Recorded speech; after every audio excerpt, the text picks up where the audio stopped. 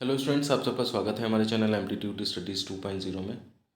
देखिए, जैसे कि आप जानते ही हैं कि हम आपको सार्थक बुक के सॉल्यूशन वीडियोस अवेलेबल कराते रहते हैं।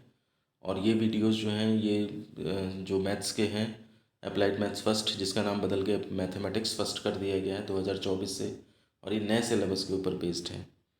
हमने इसमें एक्सरसाइज 8.1 के क्वेश्चन नंबर 14 तक सॉल्व कर लिए थे पिछले वीडियो में, और अब आज की क्लास में हम क्वेश्चन नंबर 15 से स्टार्ट करेंगे और आगे बढ़ेंगे। सबसे पहले देखिए क्वेश्चन नंबर 15 ही लेते हैं।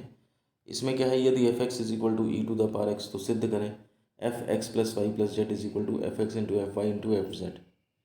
तो देखिए एफ एक्स ई की पावर एक्स दिया है, तो आपका F X E to the power X हो जाएगा, F Y E to the power Y हो जाएगा, F Z E to the power Z हो जाएगा।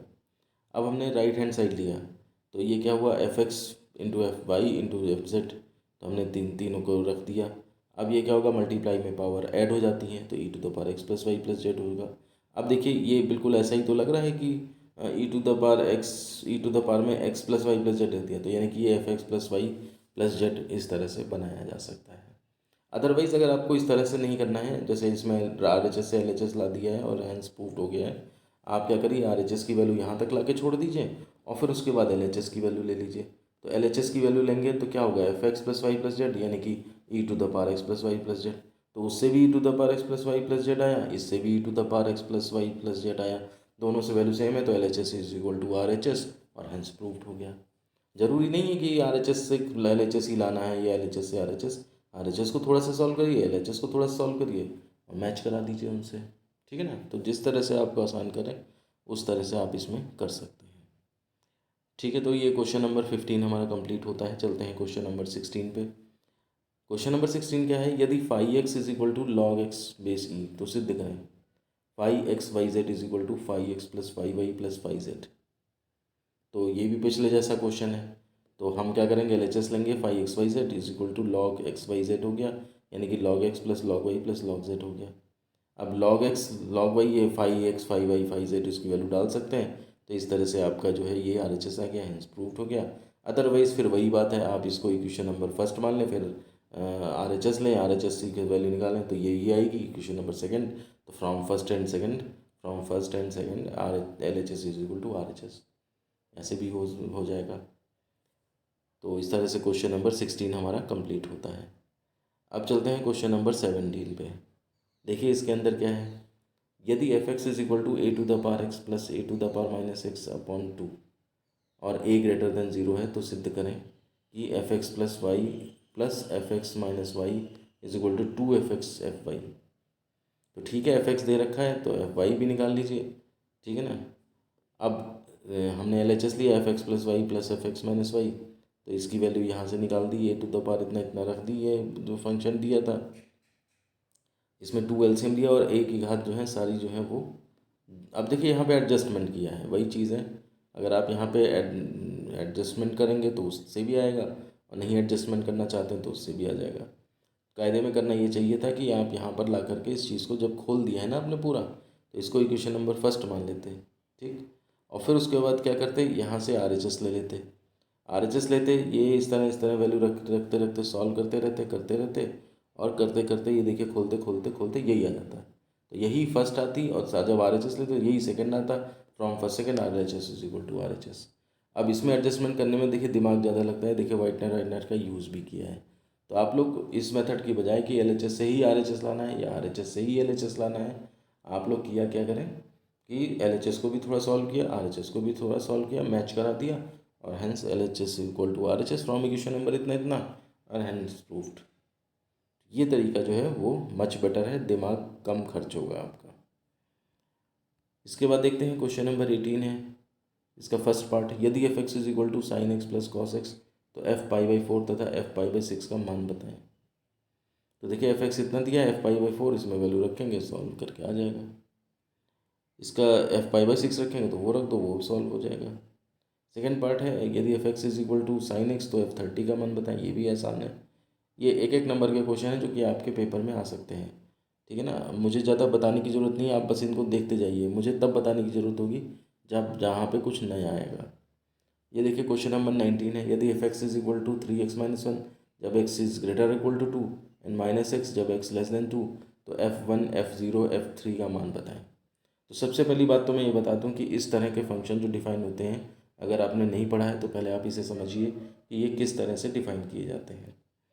यहाँ पर अगर ध्यान देंगे आप तो फंक्शन जो दिया है, दोबारा से लिखा है, ये देखिए अलग अलग रेंज पे डिफ़ाइन होते हैं। जैसे x ग्रेटर इक्वल टू 2 और s लेस देन 2। जैसे मान लीजिए नंबर लाइन है, सपोज ये 0 है यहाँ पे, ठीक है, ये 1 हो गया, ये 2 हो गया यहाँ।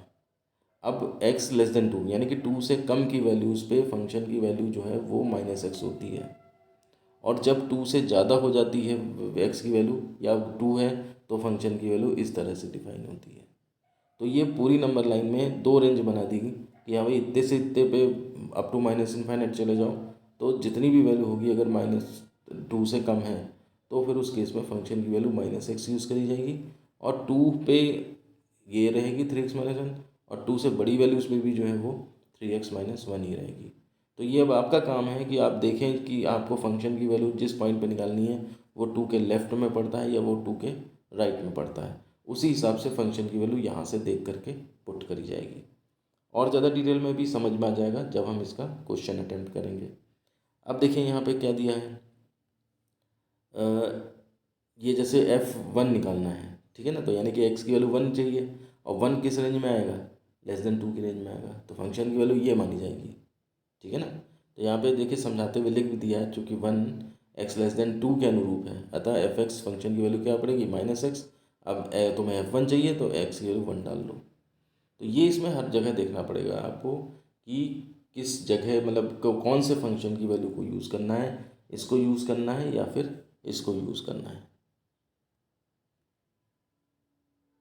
ऐसे ही अगर हम बात करें यहाँ पे नीचे जैसे F0 की, तो 0 भी 2 से कम है तो यही वाली वैल्यू पड़ जाएगी। 3 की बात करें तो ग्रेटर देन 2 पे है, तो इसलिए वहाँ पे 3x-1 फंक्शन की वैल्यू पड़ेगी, फिर आप निकाल लेंगे उसकी।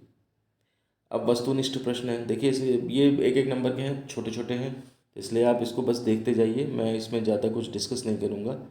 तो f(x) cot x तो F30 कितना होगा ये है, ठीक है ना। दूसरा है, इसमें इतने वैल्यू निकालनी है, देख लीजिए आप, ये log x है तो f u v कितना होगा, तो log u v और फिर log u प्लस v हो जाएगा, क्योंकि मल्टीप्लाई वाला जो है वो प्लस पे ही ब्रेक होता है।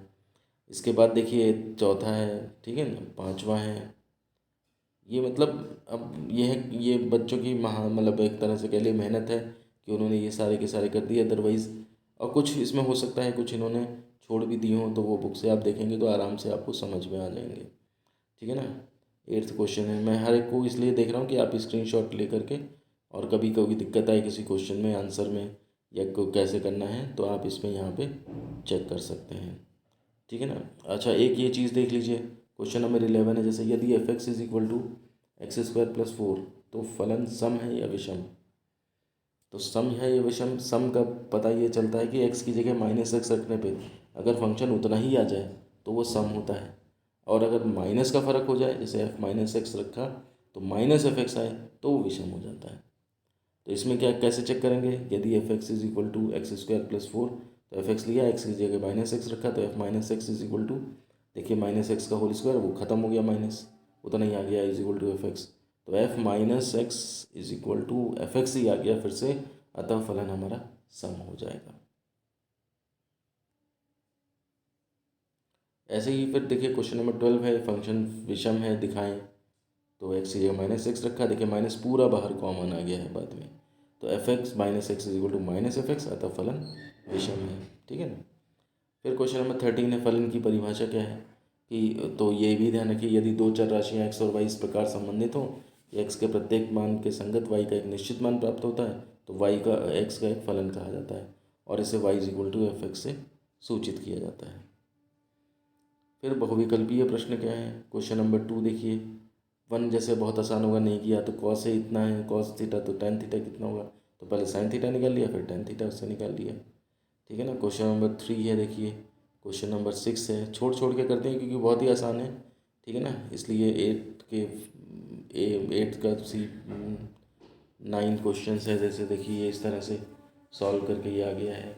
11th है, जैसे f(x) इज इक्वल fn equal to n/1 + n, तो fn + 1/fn का मान बताइए, तो ये दोनों वैल्यू निकाल के जोड़ दिया, सॉल्व करके देखिए आ गया। क्वेश्चन नंबर 14 है, जैसे ये देखिए, ठीक है ना। तो इस तरह से क्वेश्चन नंबर 16 है, sine square alpha plus cos square alpha का मान कितना होता है।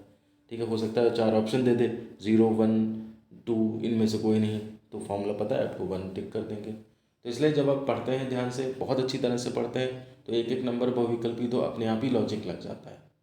तो इस तरह से हमारी एक्सरसाइज 8.1 कंप्लीट होती है। उम्मीद करेंगे कि आपको ये पूरी तरह से समझ में आ गई होगी। कोई भी डाउट है तो आप कमेंट बॉक्स में पूछ सकते हैं। वीडियो पसंद आए लाइक करें, दोस्तों में शेयर करें, चैनल पर पहली बार है सब्सक्राइब जरूर कर लें। मिलते हैं आपसे ऐसे ही किसी नेक्स्ट वीडियो में। धन्यवाद।